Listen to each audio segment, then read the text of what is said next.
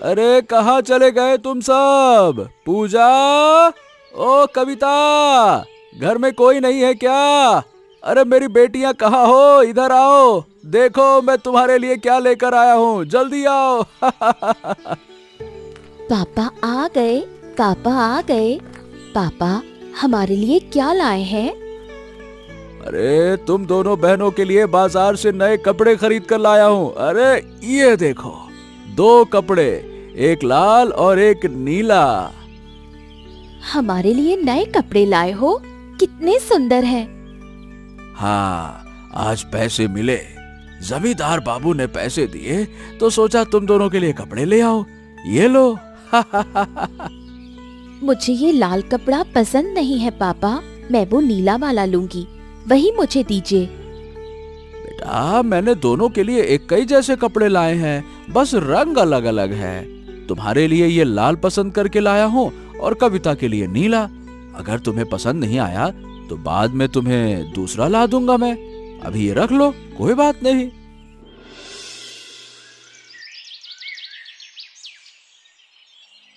क्या हुआ पूजा, ऐसे बैठी हो? मैं कब से तुम्हें बुला रही हूँ, सुनाई नहीं दे रहा क्या? क्यों बार बार बुला रही हो मुझे? दोपहर हो गई, अब तक खाना नहीं खाओगी? खाना लगा दिया है, चलो खा लो। नहीं, मुझे खाना नहीं चाहिए, मैं कुछ नहीं खाऊंगी। तुम जाओ, खुद खाओ और अपनी उस सौतेली बेटी को भी खिला दो। अचानक तुम ऐसे बातें क्यों कर रही हो? क्या हुआ, मुझे बताओ। ऐसा दिखा रही हो जैसे तुम्हें कुछ पता ही नहीं।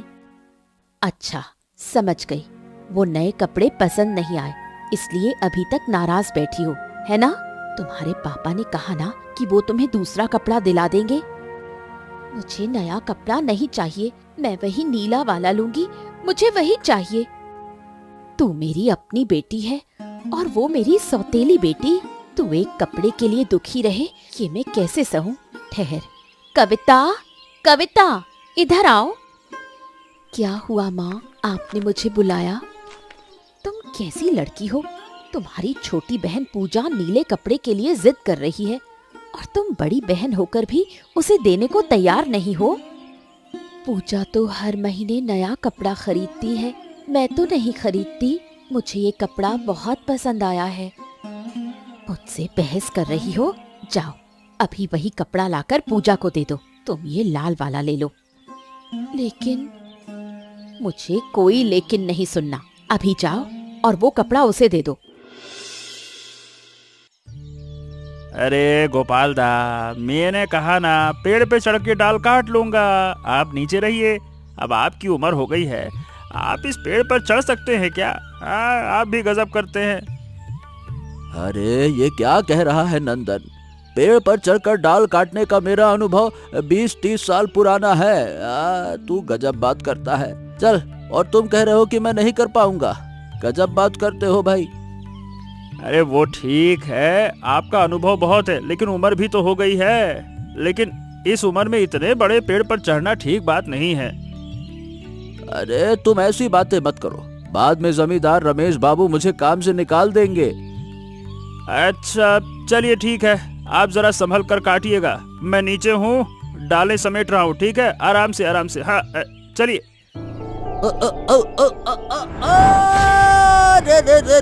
अरे मारे मारे मारे मर गया। अरे बाप रे बाप, मेरा पैर चला गया। अरे रे रे रे रे रे, लगता है मेरा पैर टूट गया। अरे बचाओ मुझे, बचाओ। अरे रे रे रे रे। हाय हाय हाय हाय, गोपाल दादा आप कैसे गिर गए? मैंने इतना मना किया, आपने मेरी एक बात नहीं सुनी। रमेश बाबू इधर आइए, देखिए क्या हो गया गोपाल जी को, जल्दी आइए। अरे क्या हो गया गोपाल को? क्यों हल्ला मचा रखे हो? क्या हो गया? अरे बाबू, मैंने इन्हें बहुत मना किया कि ये इतने बड़े पेड़ पर चढ़कर डाल ना काटे, लेकिन इन्होंने मेरी बात ही नहीं मानी। अब देखिए गिर गए हैं, लगता है पैर टूट गया है इनका। अरे बाप रे बाप, अब यहाँ खड़ा खड़ा देख क्या रहा है? जल्दी से जा डॉक्टर के पास जा, अब पट्टी बट्टी लगवा कर इनको घर छोड़ के आ। गजब आफत हो जाती है, कुछ काम दो तो अपना हाथ पैर तुड़वा लेते हैं ये लोग। जा ले जा इसको। भौजी, ओ भौजी, जहाँ भी हो इधर आओ, जल्दी से आओ। देखो तो, अरे तुम्हारे घर में बहुत बड़ा संकट आ गया। भाऊजी, ओ भाऊजी। ये क्या, मेरे पति को क्या हुआ? उनके पैर में इस तरह पट्टी क्यों बंधी है? अरे बहुत बड़ा हादसा हो गया है। गोपाल दास जमींदार बाबू के घर पेड़ से डाल काटते समय गिर गए, उनका पैर टूट गया। डॉक्टर को दिखाकर पट्टी वट्टी करवा के लाया हूँ, अब संभालिए इनको। क्या कह रहे हो? पेड़ से गिरकर पैर टूट गया? और कुछ हुआ तो नहीं? कहीं और चोट तो नहीं लगी? अरे नहीं, बाकी सब ठीक है, पूरी तरह से इलाज हो गया है, दवाइयाँ भी ले आया हूँ। लेकिन डॉक्टर ने कहा है कि 2 से 3 महीने तक गोपाल दादा चल नहीं पाएंगे और कोई भी भारी काम नहीं कर पाएंगे। जरा संभालिएगा इनको अब। ये क्या कह रहे हो? फिर हमारा घर कैसे चलेगा? वो तो देखिए मैं नहीं कह सकता। जमींदार बाबू अच्छे इंसान हैं, इसीलिए इलाज का खर्च उन्होंने दे दिया। हाय, अब हमारा क्या होगा? अब आप लोग गोपाल दा को अंदर तो लेके जाइए, पकड़िए इनको, संभालिए, अभी इनकी देखभाल कीजिए, आगे जो होगा देखा जाएगा।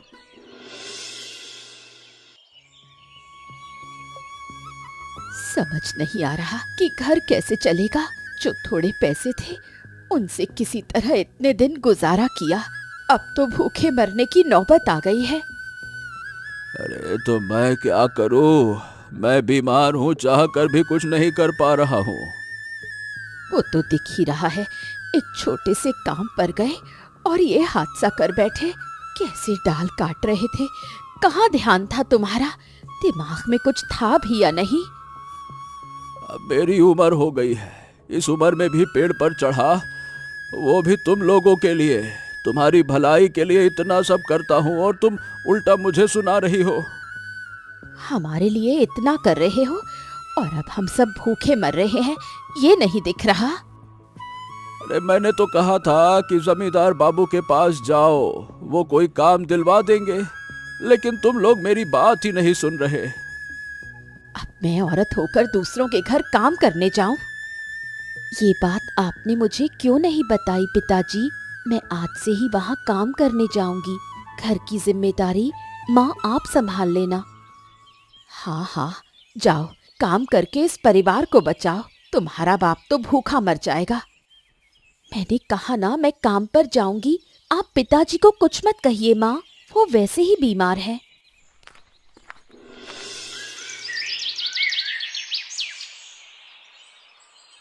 जमींदार बाबू, क्या आपने मुझे पहचाना?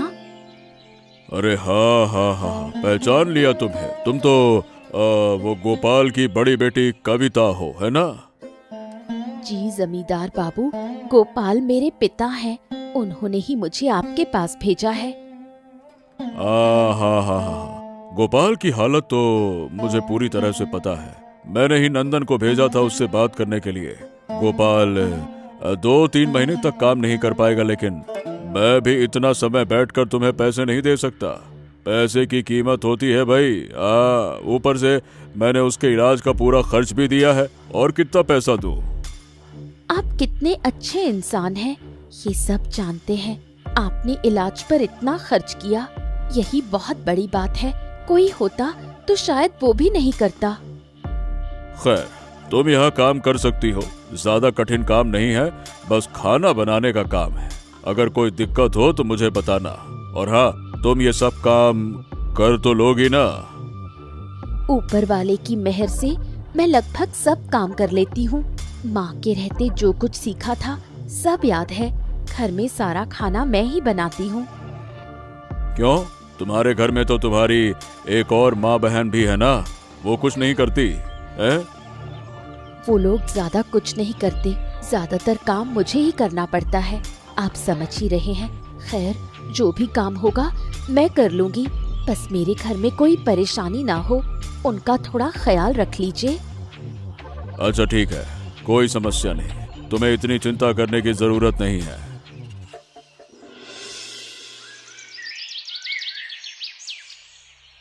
क्या तेरी आंखें अंधी हो गई हैं? तुझे कुछ दिखाई नहीं दे रहा? क्या हुआ माँ, मुझे बताओ तो सही, यूं ही क्यों डांट रही हो? क्या मैं बेवजह डांट रही हूँ? मैं तुझे इतने दिनों से समझाने की कोशिश कर रही हूँ, लेकिन तू समझ ही नहीं रही। आप पहले ठीक से समझाओ, तभी तो मैं समझ पाऊंगी। जिस दिन से वो कविता, तेरी सौतेली बहन, जमींदार बाबू के घर काम करने लगी है, उस दिन से तेरे पिता हमें प्यार ही नहीं करते। वो अपनी उसी बेटी को ज्यादा प्यार करते हैं। ये तुझे दिखाई नहीं देता? हम तो काम पर नहीं गए, कविता गई है, इसलिए पिताजी उसे थोड़ा ज्यादा प्यार करेंगे ही। अब इसमें क्या किया जा सकता है? कविता को प्यार मिले और हम चुपचाप सह लें? तो क्या आप चाहती हैं कि मैं कविता की जगह काम पर जाऊं?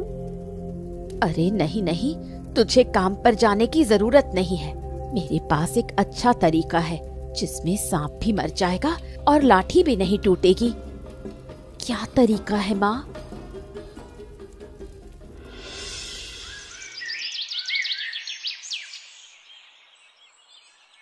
क्या कर रही हो पूजा?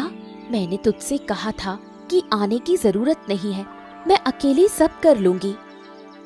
तुम रोज इतनी मेहनत करती हो, पूरे घर का बोझ उठाती हो, मुझे अच्छा नहीं लगता, इसलिए सोचा कि तुम्हारी थोड़ी मदद कर दूं। पर माँ की मदद कर, पिताजी की देखभाल कर, वही काफी है। वो तो मैं करती ही हूँ, सोचा यहाँ भी तुम्हारी मदद कर दूं। अच्छा ठीक है, मैं पानी लेकर आती हूँ, तू यहीं रुक।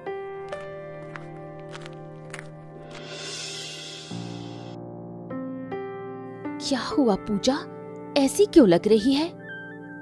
पता नहीं अचानक क्या हो गया, मेरे पेट में बहुत दर्द हो रहा है। मैंने कहा था ना, आने की जरूरत नहीं, चल तू अभी घर चली जा। तुम्हारी मदद करने आई थी, लेकिन अब शायद नहीं कर पाऊंगी। सुनो दीदी, तुम जमींदार बाबू से कहकर एक लौकी ले आओ ना। लौकी लेकर क्या करेगी? खाने का बहुत मन कर रहा है, तुम उनसे कहकर ले आओ। अच्छा ठीक है, मैं ले आऊंगी, तू अब घर जा।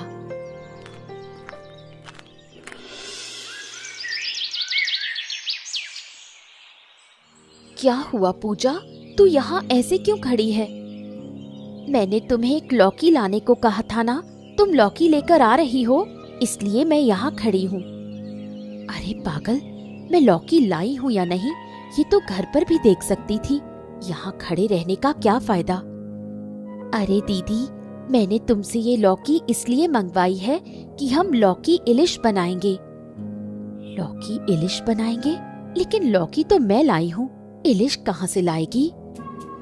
उसकी चिंता तुम्हें करने की जरूरत नहीं, मेरे पास इलिश मछली है।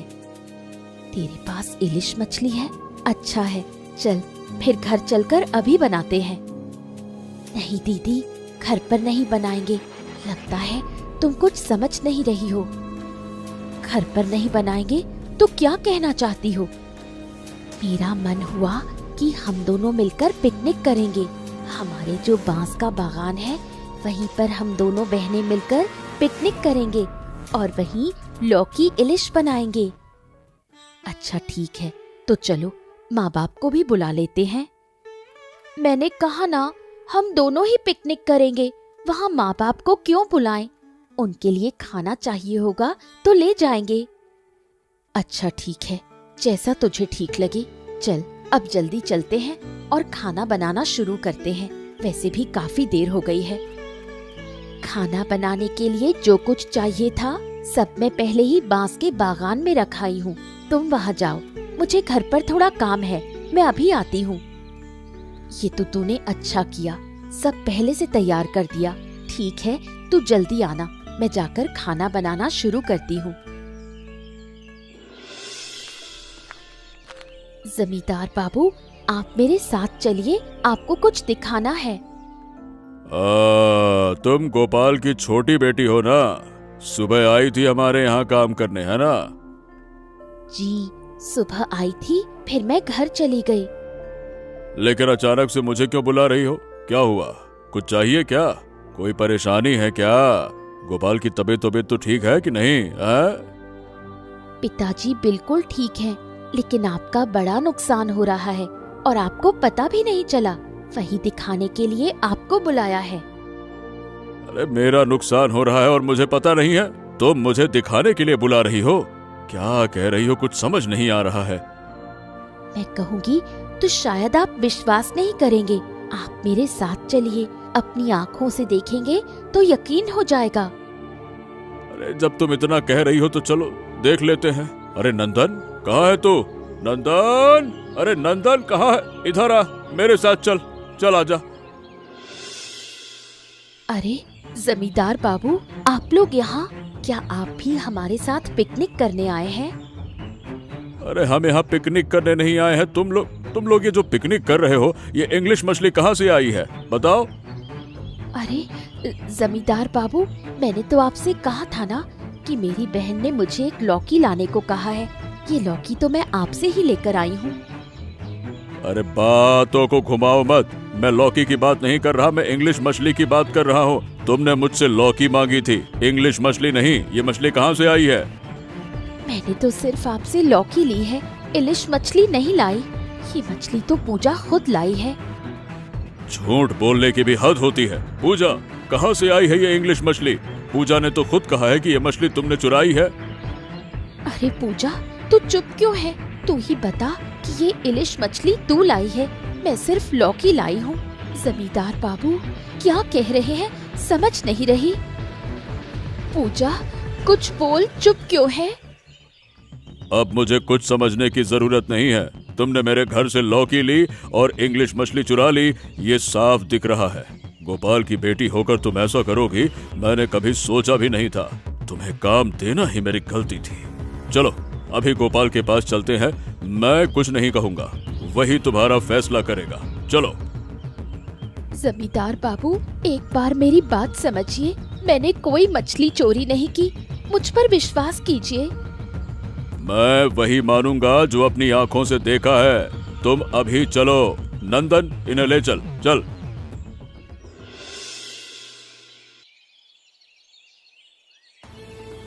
गोपाल, अरे गोपाल कहाँ हो तुम? इधर आओ, अरे जल्दी से बाहर आओ। घर पे हो क्या?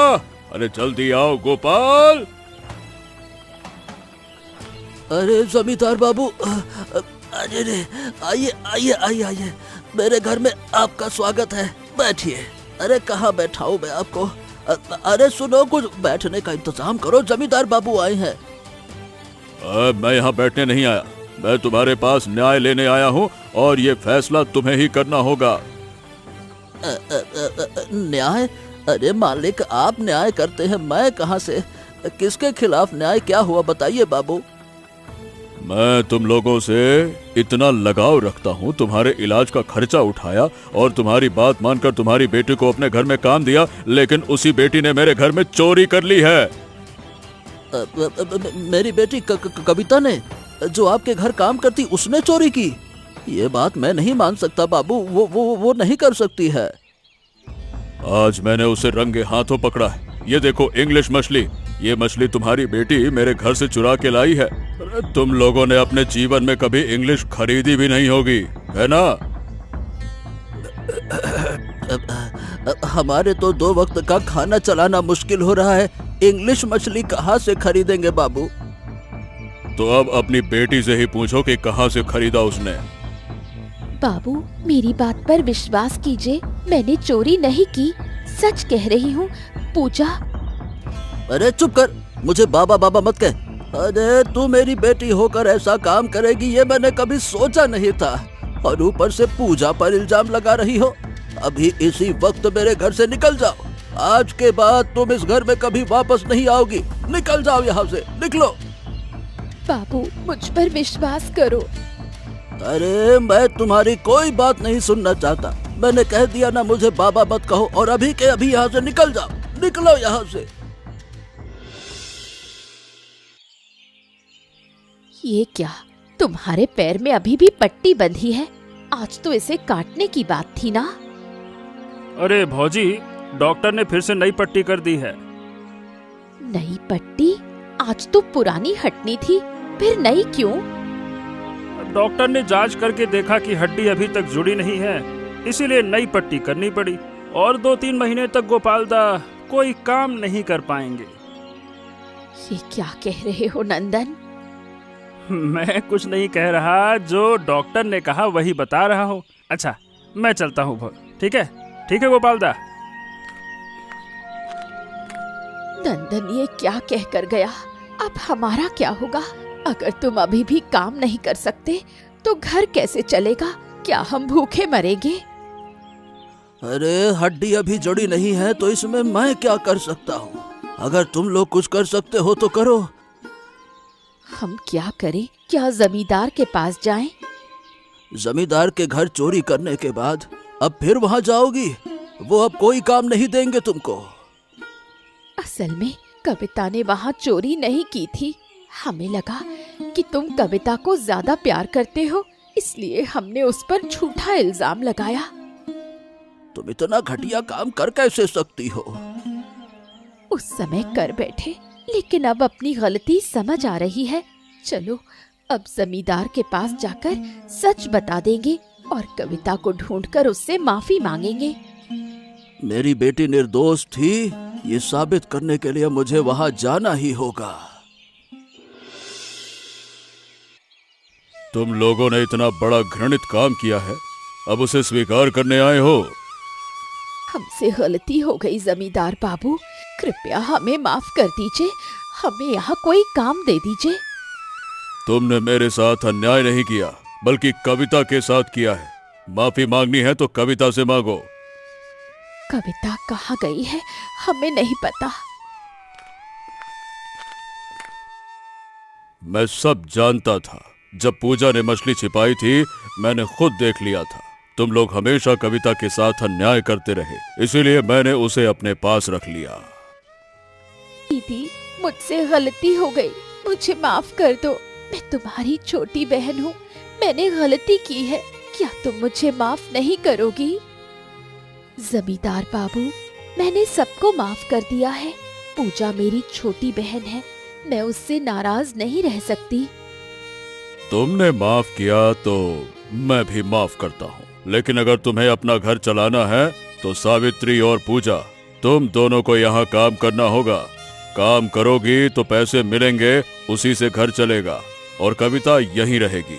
उसकी सारी जिम्मेदारी मैं लूंगा। ठीक है जमींदार बाबू, हम यहाँ काम करके अपना घर चलाएंगे। बताओ दोस्तों, लौकी इलिश कहाँ पकाई थी मैंने? ऐसे ही और मजेदार कहानियां देखने के लिए हमारे चैनल को सब्सक्राइब करना मत भूलिए।